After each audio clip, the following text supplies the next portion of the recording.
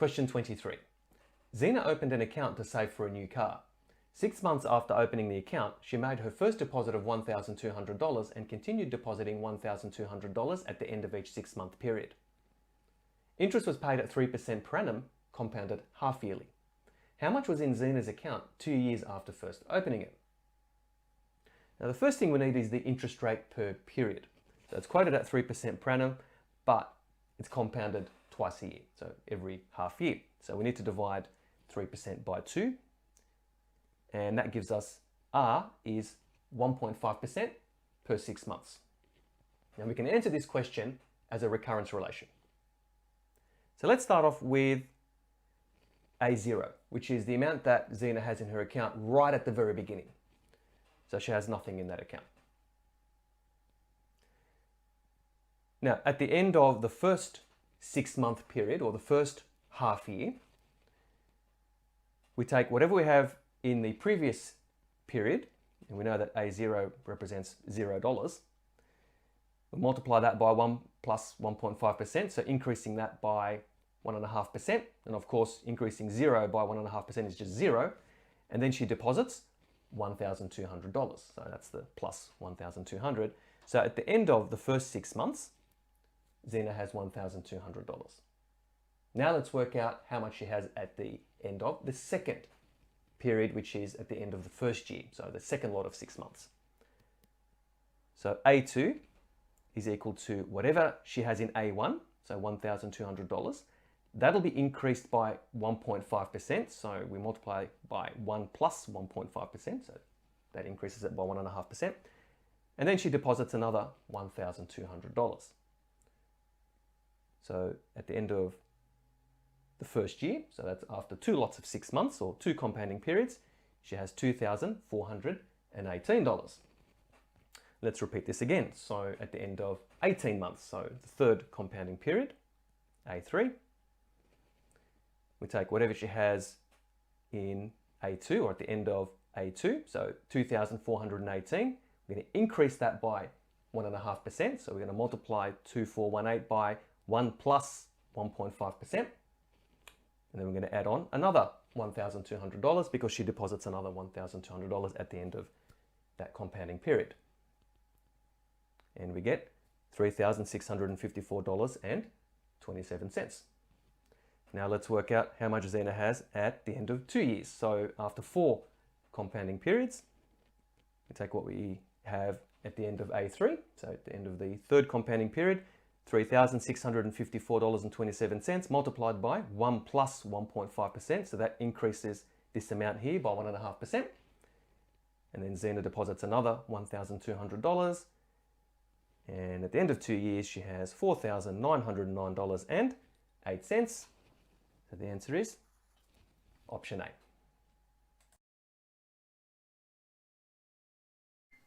Question 21. A table of future value interest factors is shown. A certain annuity involves making equal contributions of $25,000 into an account every 6 months for 2 years at an interest rate of 4% per annum. Based on the information provided, what is the future value of this annuity? So the first thing we need to work out is how many periods this equates to. So this annuity goes for 2 years, but the contributions are made every 6 months. So there are 4 lots of 6 months in 2 years. So we need to select this row, the final row. And the interest rate is 4% per annum. So that's per 12 months. But the annuity is compounded every 6 months. So we need to divide this interest rate by 2.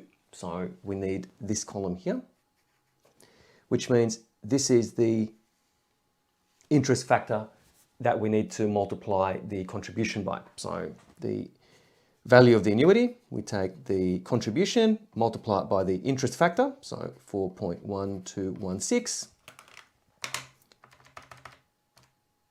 4.1216, and we get $103,040.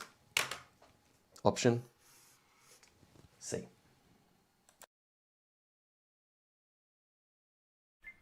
Question 30C. The table gives the present value interest factors for an annuity of $1 per period for various interest rates R and numbers of periods N. Part 1. Oscar plans to invest $200 each month for 74 months. His investment will earn interest at the rate of 0.0080 as a decimal per month. Use the information in the table to calculate the present value of this annuity. So just interpreting this table first of all, so this means that for every dollar invested per period, so this is working per month.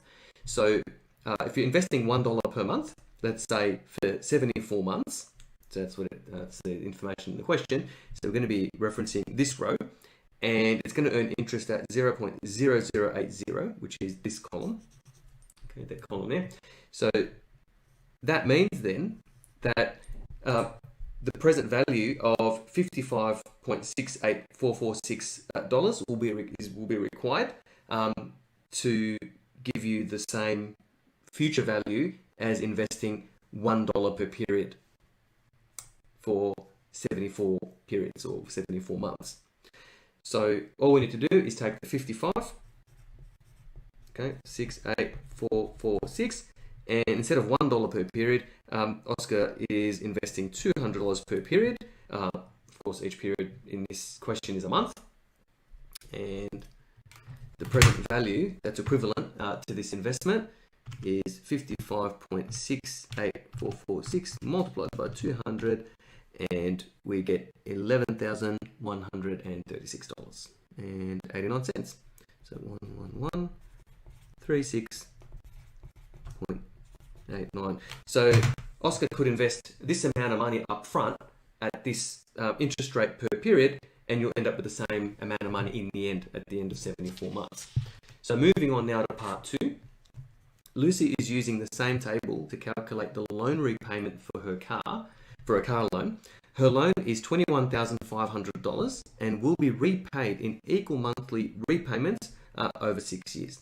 The interest rate on her loan is 10.8% per annum.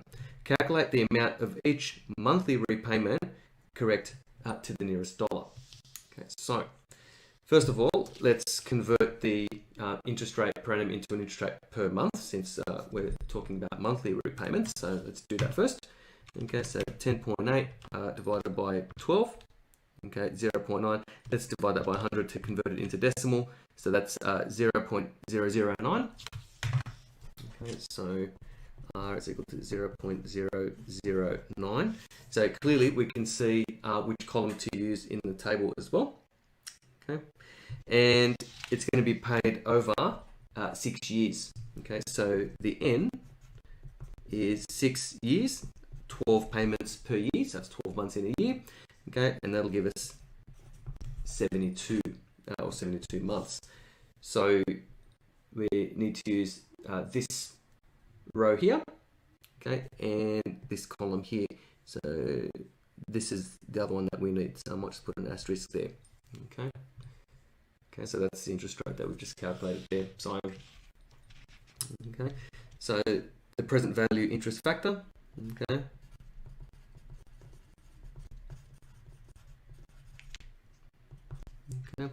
is equal to, that's 52.82118. I'll just write it here, 52.82118. Okay, so that's it there. Now, 21,500 is a present value, or the total present value. That's kind of like an investment, but it's sort of a loan. It kind of works in reverse. So the monthly repayment is equal to this present value. Okay, so 21,500, okay, which is the amount borrowed, divided by the present value interest factor, so 52.82118. Okay, so let's evaluate that. So 21,500 divided by 52.82118, and we get $407.03, and that's per month.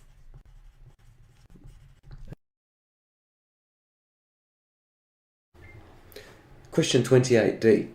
The table gives the contribution per period for an annuity with a future value of $1 at different interest rates and different periods of time. Margaret needs to save $75,000 over 6 years for a deposit on a new apartment. She makes regular quarterly contributions into an investment account which pays interest at 3% per annum. How much will Margaret need to contribute each quarter to reach her savings goal? So let's have a look and underline some of the key words, I guess, in the question that are very important. The quarterly contributions, for starters. We have the interest rate at 3% per annum.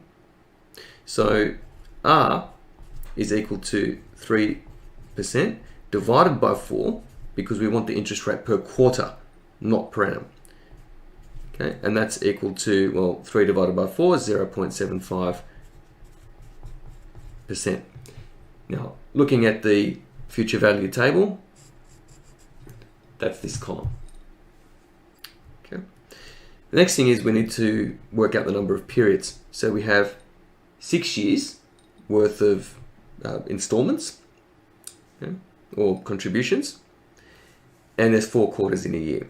So N is equal to 6 years times 4 quarters per year, and that's equal to 24 periods. So we need this row.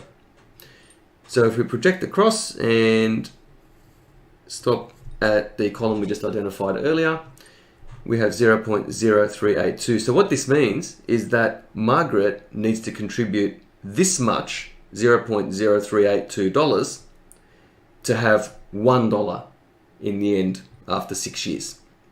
But she wants $75,000. So the contribution,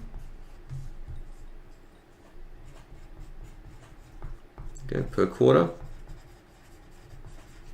is equal to 0.0382, and we want $75,000 as a future value, multiplying those two together. So 0.0382 multiplied by 75,000, and we get 2865.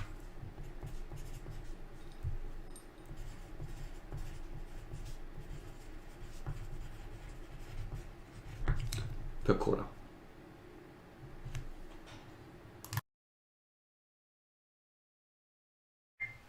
Question 27C. A table of future value interest factors for an annuity of $1 is shown. An annuity involves contributions of $12,000 per annum for 5 years. The interest rate is 4% per annum, compounded annually. So part 1, calculate the future value of this annuity.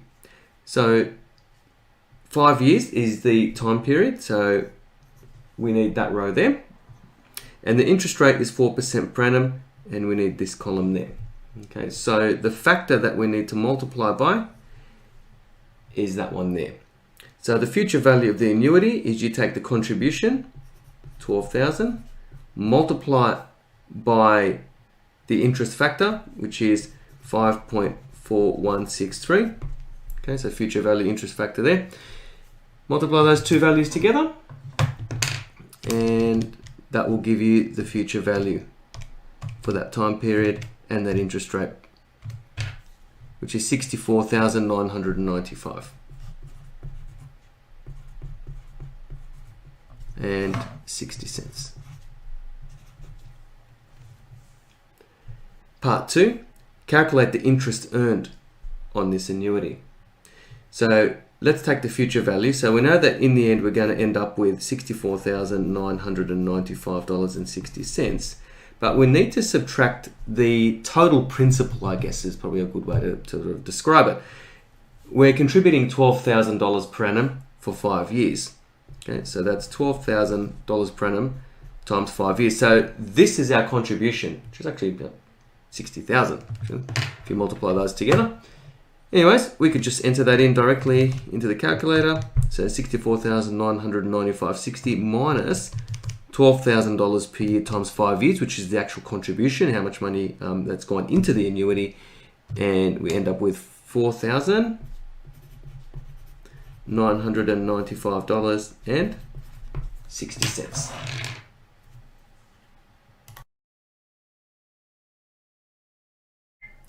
Question 26C. Ali made monthly deposits of $100 into an annuity for 5 years. Calculate the total amount Ali deposited into the annuity over this period.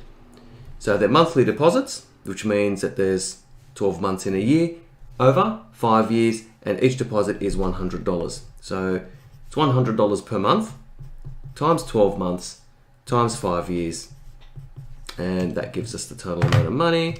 So 100 times 12 times 5 gives us $6,000.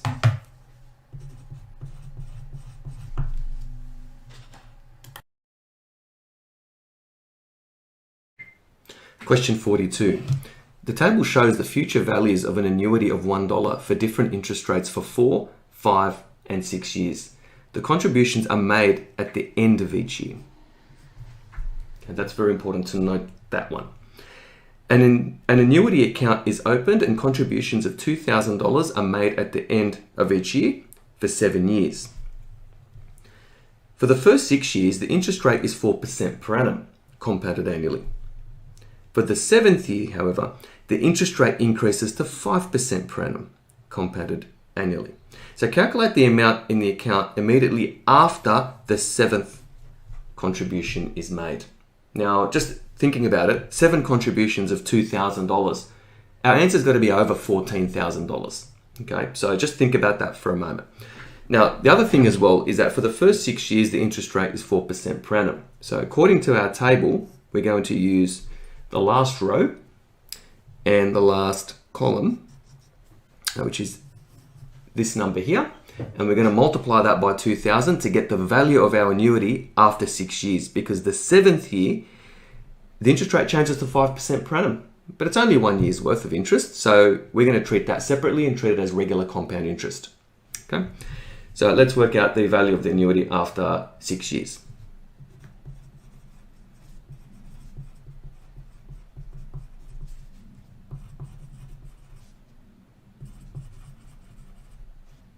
Okay, and that's going to be equal to the contribution, which is $2,000, multiplied by the multiplication or the factor that we're going to multiply by from the table, assuming we chose the correct one, which is going to be 6.633.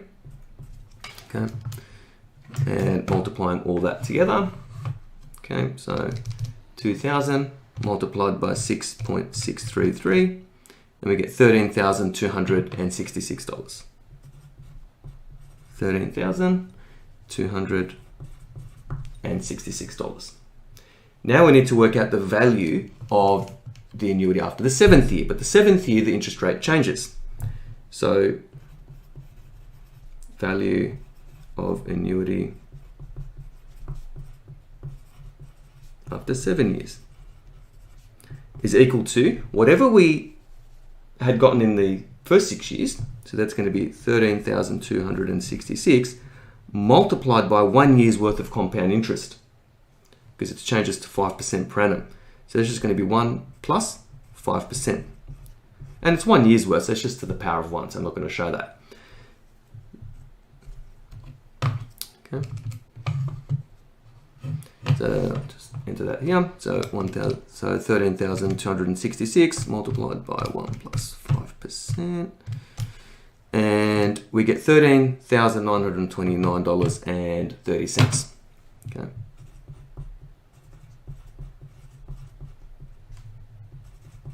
Now, there's one little bit of detail there that we need to make note of. Go back to the question. It says immediately after the 7th contribution is made. That's only after 6 contributions. Okay, so we need to add the last contribution plus $2,000, and that's going to be equal to $15,929.30. Therefore, value of the annuity after the 7th contribution is $15,929.30.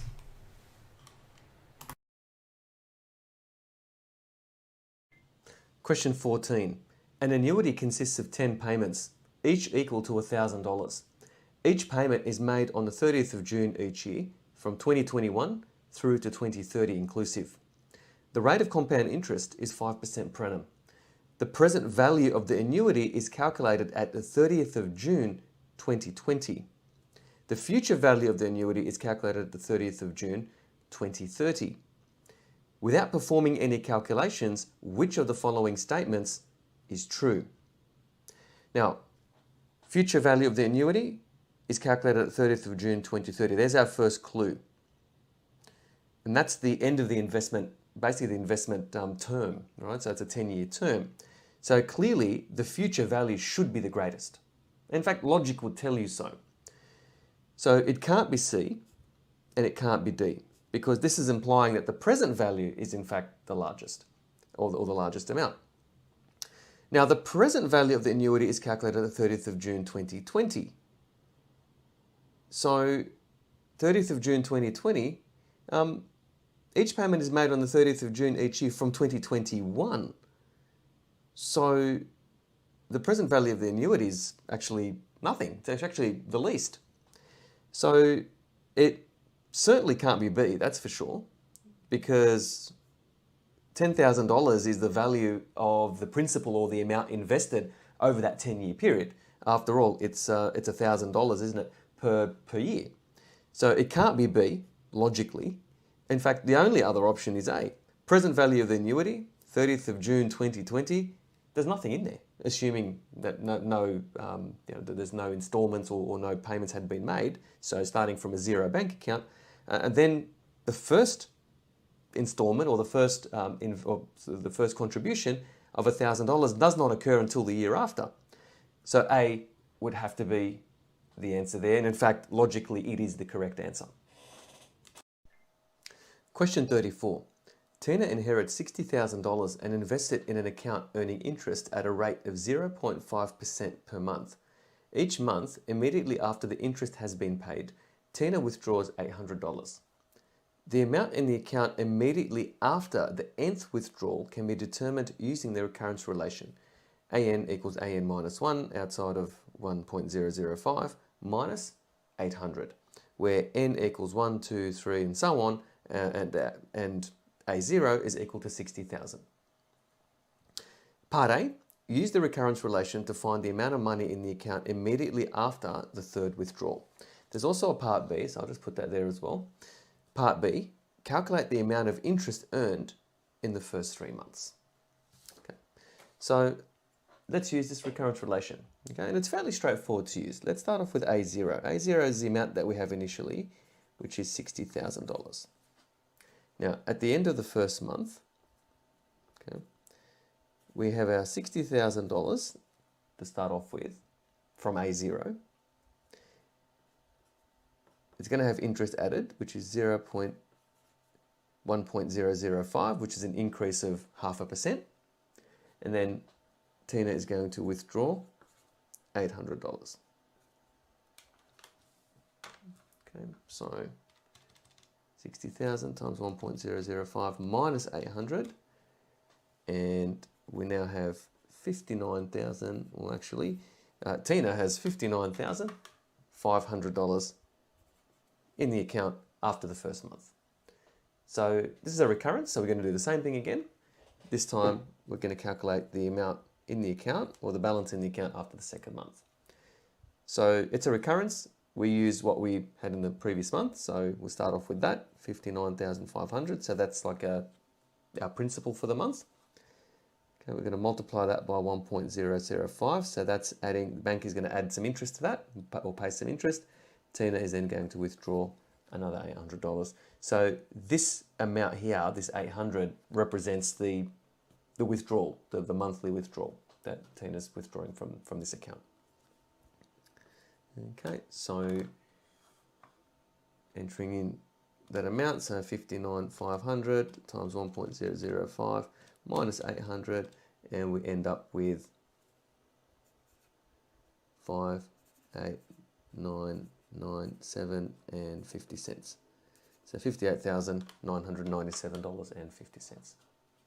Now, end of the third month, so that's A3, is equal to whatever we have in A2, so that's 58,997.50.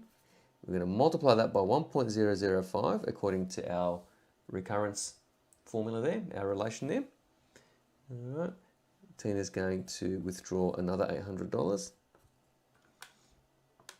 Okay, so 58,997.50. Okay, multiplied by 1.005, and then we're going to subtract 800, and we end up with 58,492. 58,492.49 roughly. Okay, so it's rounded to the nearest cent. Okay, so I might just say it's sort of approximately equal to that much because we've had to round this value. Okay, so that's how much money's in the account after the end of the third month. Let's have a look at part B. Okay, so part B says calculate the amount of interest earned in the first 3 months. So this one's actually very straightforward. In fact, the only thing you really need to think about here is how much Tina has withdrawn already. And she's withdrawn 3 lots of $800. But even after $2,400 has been withdrawn, so 3 lots of $800, we have $58,492.49 in the bank. Okay, so let's see what the difference is, and that's in fact the interest that she's earned. In fact, so what we'll do is we'll start off with 58,492. So that's the amount that she has in the bank after 3 months. Okay, let's add back in what she withdrew. Okay, and let's see what we get there. Okay, and 49 cents. So let's add the $2,400 back in. Okay, 60,892.49. Okay.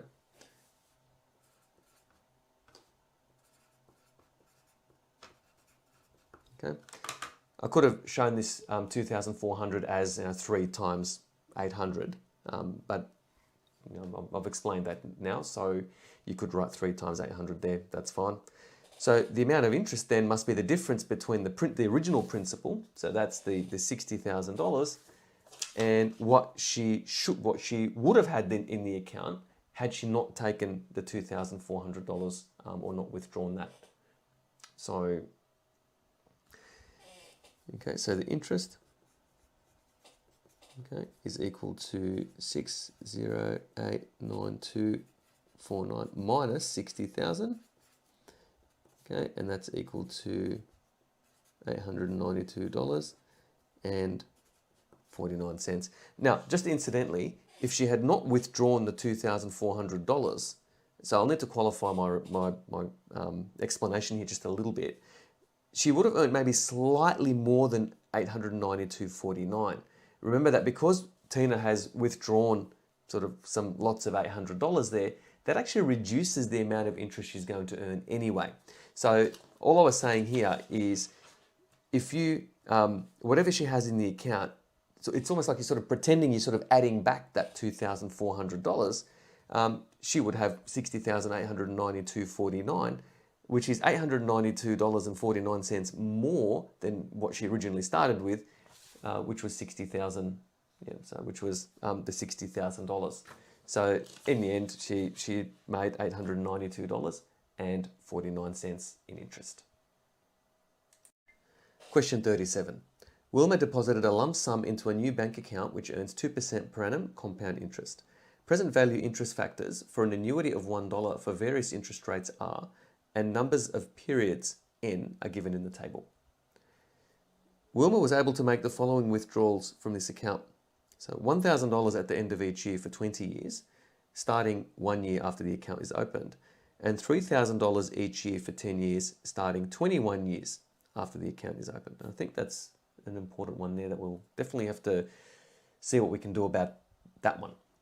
Okay, because that's a sort of a point of complication there, I guess. Something we need to think about a bit more carefully. Calculate the minimum lump sum that Wilma must have deposited when she opened the new account. Okay, so let's have a look at the first point here. So we've got $1,000. She was able to withdraw $1,000 at the end of each year for 20 years. So I might just write this out. It's $1,000. Okay. And she was able to withdraw that for 20 years. So we need to use this row here, the second row, 20, at 2% per annum. So the interest factor is 16.351 to give us $16,351. Now let's consider the second point. So this is the $3,000 each year for 10 years, starting 21 years after the account is open. So we're talking about the final 10 years of this this investment. Okay, so we'll use the last row here for a moment. So that's going to be, let's call this sort of number one. Okay, so this is value number one. $3,000, okay, multiplied by 22.396, okay,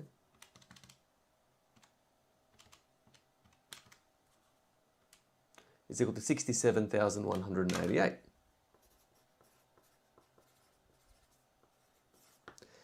But that's actually incomplete, because this assumes that we're starting, that she's been withdrawing $3,000 right from the very beginning.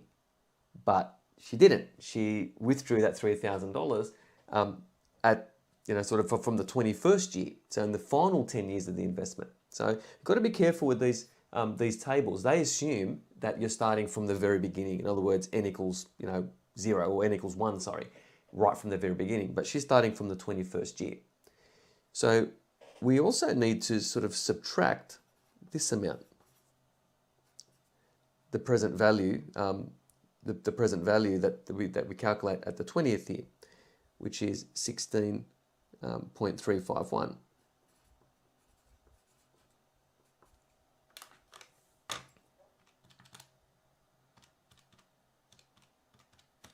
Which is 49,053.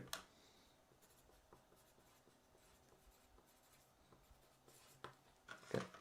So now to calculate the minimum lump sum, we take our subtotals 1 and 2.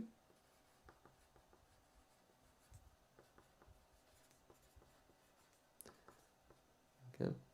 1 plus 2, but we need to subtract out 3. Minus 3. Okay, so that's equal to 16,351 plus 67,188 minus 49053. And let's see what we get there. Okay, so 16,351 plus 67,188 minus 49053, and we get $34,486.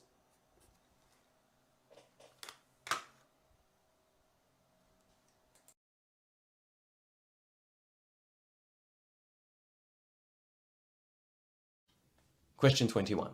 Julie invests $12,500 in a savings account. Interest is paid at a fixed monthly rate. At the end of each month, after the monthly interest is added, Julie makes a deposit of $500. Julie has created a spreadsheet to show the activity in her savings account. The details for the first 6 months are shown. By finding the monthly rate of interest, complete the final row above for the 7th month.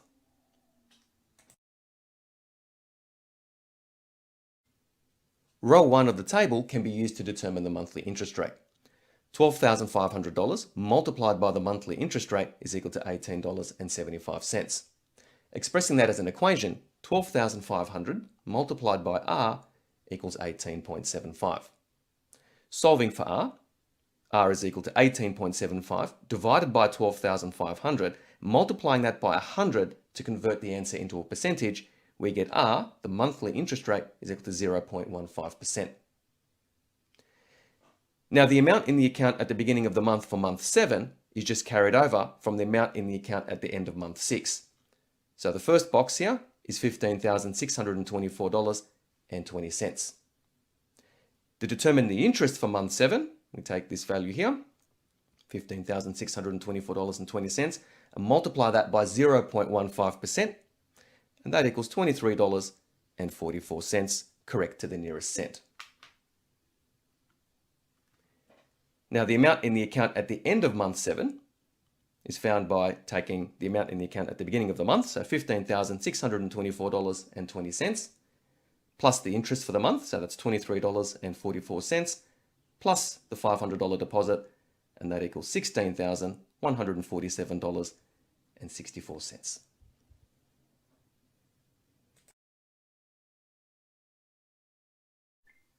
Question 31. Present value interest factors for an annuity of $1 for various interest rates, R, and numbers of periods, N, are given in the table. A bank lends Martina $500,000 to purchase a home with interest charge at 1.5% per annum compounding monthly. She agrees to repay the loan by making equal monthly repayments over a 30-year period. How much should the monthly payment be in order to pay off the loan in 30 years? Give your answer correct to the nearest cent.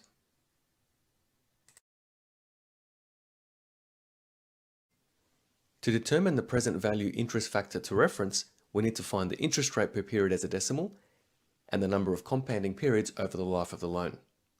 Interest is charged at 1.5% per annum compounding monthly. So the monthly interest rate is found by taking 1.5% and dividing it by 12. And R is equal to 0.00125 as a decimal. The number of compounding periods N is equal to 30 years multiplied by 12 compounding periods per year. N is equal to 360. So the present value interest factor to reference is this value here, from column 0.00125 and row 360. The monthly payment is found by taking the loan amount, which is $500,000, and dividing it by the present value interest factor, 289.75411. And that equals $1,725.60.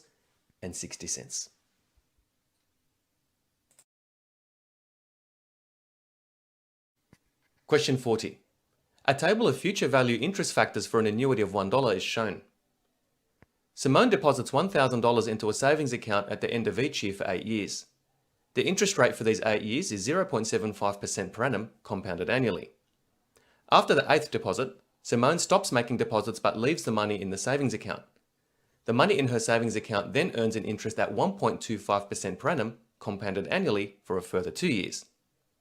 Find the amount of money in Simone's savings account at the end of 10 years.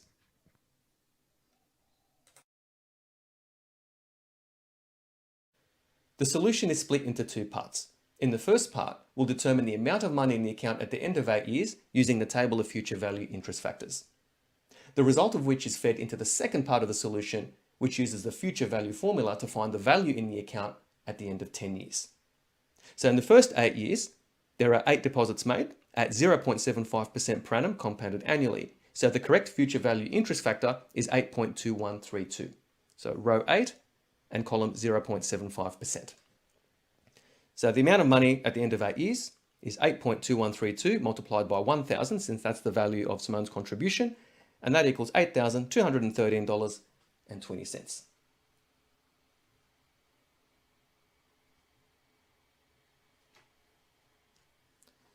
Now the amount of money at the end of 10 years, we have n equals 2, since it's 2 more years after the 8 years. The present value is taken from the result of the first part of the solution, which is $8,213.20. So that's how much Simone has in the account at the start of the 2 years where she's not making any deposits. And the interest rate per annum is 1.25%. So the future value is equal to $8,213.20 multiplied by 1 plus 1.25%, all raised to the power of 2. And that equals 8,419.8133 and so on. So rounding that to 2 decimal places, Simone will have $8,419.81 in her savings account at the end of 10 years.